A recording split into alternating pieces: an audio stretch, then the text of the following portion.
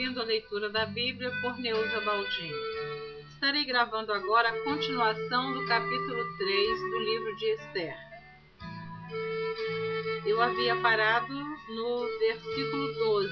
Estarei lendo agora a partir do versículo 13, que diz assim: E as cartas se enviaram pela mão dos correios a todas as províncias do rei, que destruíssem, matassem e lançassem a perder a todos os judeus, desde o moço até o velho, crianças e mulheres, em o mesmo dia, a 13 do 12º mês, que é mês de Adar, e que saqueassem o seu despojo. Uma cópia do escrito, para que se proclamasse a lei em cada província, foi enviada a todos os povos para que estivessem preparados para aquele dia. Os correios, pois, impelidos pela palavra do rei, saíram, e a lei se proclamou na fortaleza de Suzã, e o rei e Amã se assentaram a beber. Porém a cidade de Suzã estava confusa. A consternação e tristeza dos judeus. Esther, capítulo 4. Quando Mardoqueu soube tudo quanto se havia passado, rasgou Mardoqueu as suas vestes e vestiu-se de um saco com cinza e saiu pelo meio da cidade e clamou com grande e amargo clamor. E chegou até diante da porta do rei, porque ninguém vestido de saco podia entrar pelas portas do rei.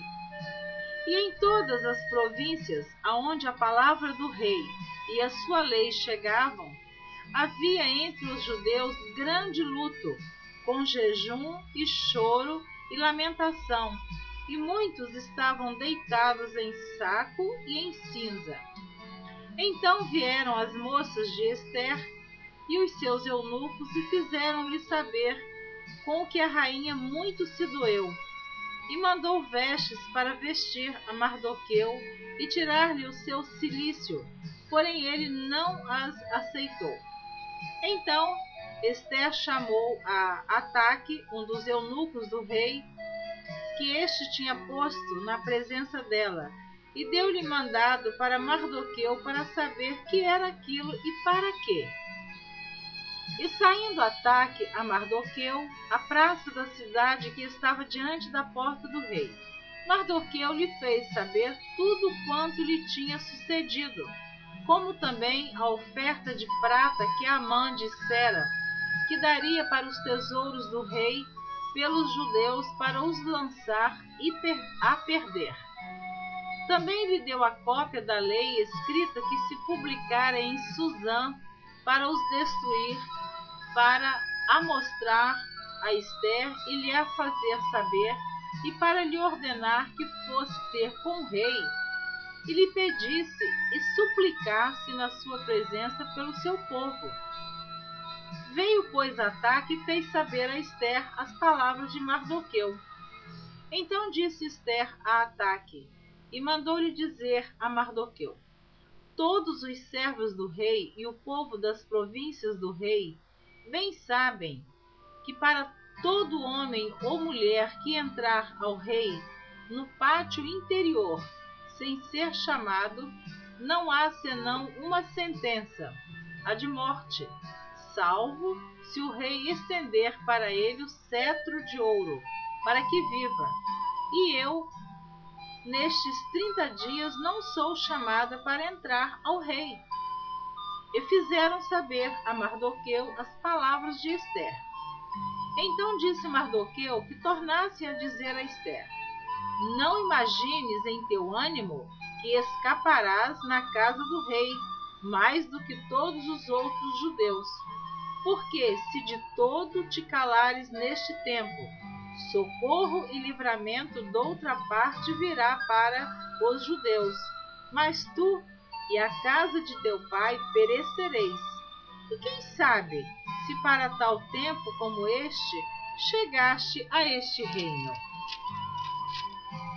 Então disse Esther que tornassem a dizer a Mardoqueu: vai e ajunta todos os judeus que se acharem em Suzã e jejuai por mim, e não comais nem bebais por 3 dias, nem de dia, nem de noite.